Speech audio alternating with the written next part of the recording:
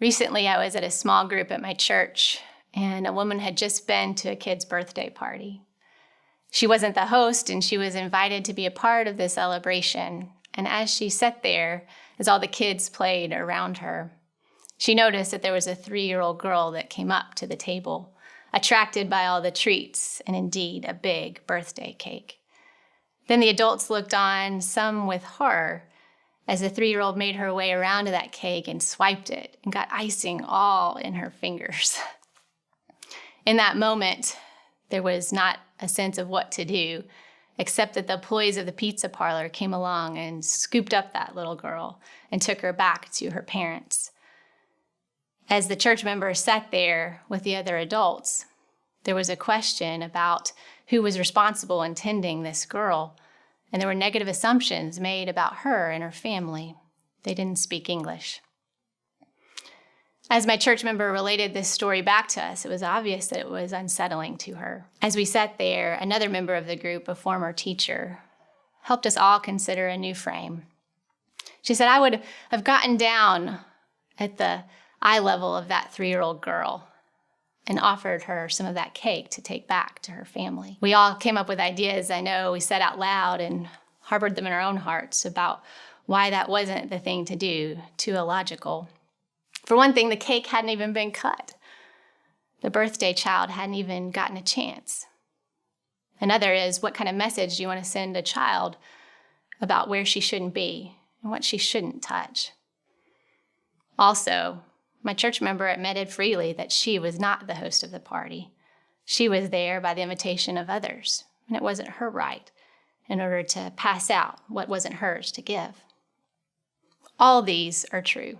We can come up with even more logical reasons why this child shouldn't have the cake. But we felt it there in that small group, and I feel it now even as I share this story again, that when we get in touch with what it means to think outside of our logical bounds, to get in touch with our hearts, that it's then that we have the opportunity to most feel the flow of grace as it is available to us, and how it informs us about how we can be a channel of God's grace, sometimes so far outside of our own expectations. I don't know about you, but it's when I'm willing and able to let go of things, my possessions, my status, my success. It's then that I really truly open myself up to what God can do through me, through grace. God's grace is so abundant that John Wesley had a way of identifying this motion in our lives. 3 of these descriptors he uses are prevenient grace, justifying grace, sanctifying grace. Prevenient grace, it comes before. It's the grace that was with that 3-year-old girl in her mother's womb, long before she got to that birthday table. There she was, feeling and experiencing an abundance of which she was attracted to. We could say that that was tapping in to that larger sense of what it means to be the Imago Dei, what it means to be the image of God's goodness, so much bigger than ourselves, and yet we can live it out through ourselves, through that divine spark that was within us. Each of us has this pull. It's a universal call, this prevenient grace. It's not exempt from anybody. It's that kind of irresistible love that entices us into further relationship with God. In the offer of the suggested reading I have from Will Willimon, he quotes John Wesley, grace for all, grace in all. That means grace for all is that universal call, that everybody is open and welcome to receive the love of God.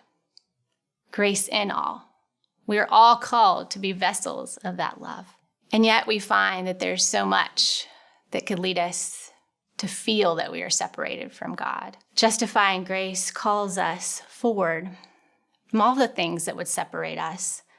We define sin as anything that would separate us from the love of our Creator. Certainly the sinfulness that comes is all that gets in the way. Sometimes it's from within, and sometimes it's the experiences that we have from without.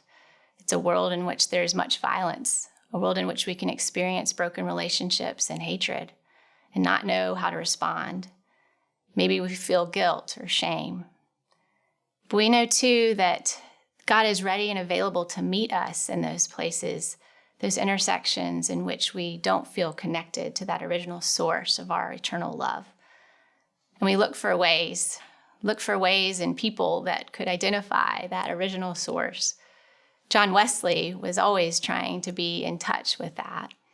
For him, it was overcoming some of the logical means and the head means of what he knew by Scripture and knew through his study, but was yet to feel fully upon his heart. In his Aldersgate moment, many years into his ministry, he was hearing a preface to the Epistle to the Romans read, one that was written by Luther. As somebody was reading it out loud, inexplicably, his heart was strangely warmed. All of a sudden, he knew that love of his Creator fully and completely. And he knew as well that anything that he had done, anything that caused him to feel separate from God, anything he'd put in the way particularly, was forgiven. Forgiveness, as we experience it through Christ, puts us in touch and in solidarity with the suffering of the world. Because we know that we've been forgiven no matter what, in spite of what it is that we might allow to get in the way, we recognize outwardly all the places in which that reconciling action and love and justifying grace is still at work. Because Christ is incarnate, God, taking on human flesh, the one that chose to be with the poor and oppressed, chose to go to uncomfortable places, and chose to take on the shape of the cross. In that boundless love, there was a reopening and a reawakening of that original Creator love that is in and for all creation. It was in that moment that indeed John Wesley was converted.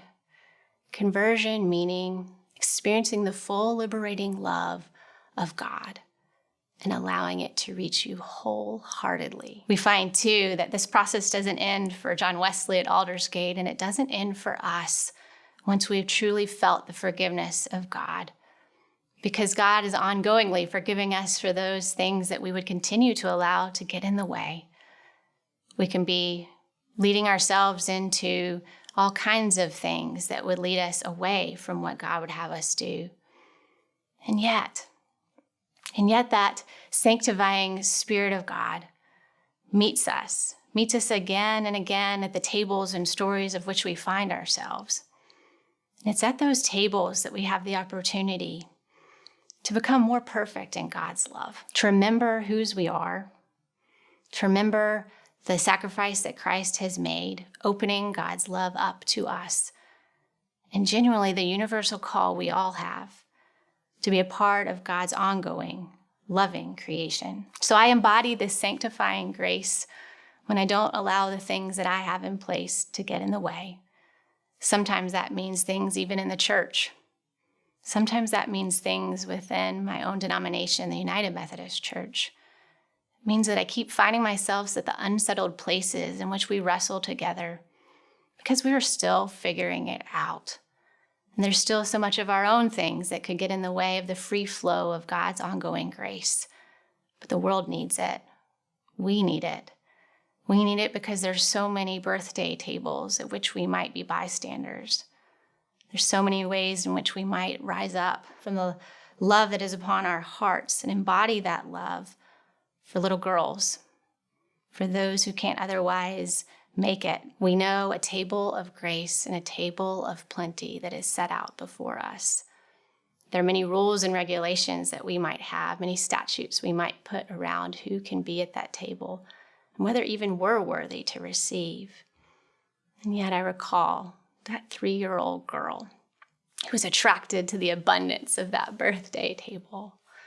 And out of that attraction, she sensed the abundance of grace that could meet her. And we, as we surround her in that, perhaps as we meet her in our own sense of childlike wonder, we have the opportunity to defy logic and to live into the wholehearted nature of God's grace, to meet her hunger with our love, and in so doing, fully meet the love of the one who has created us.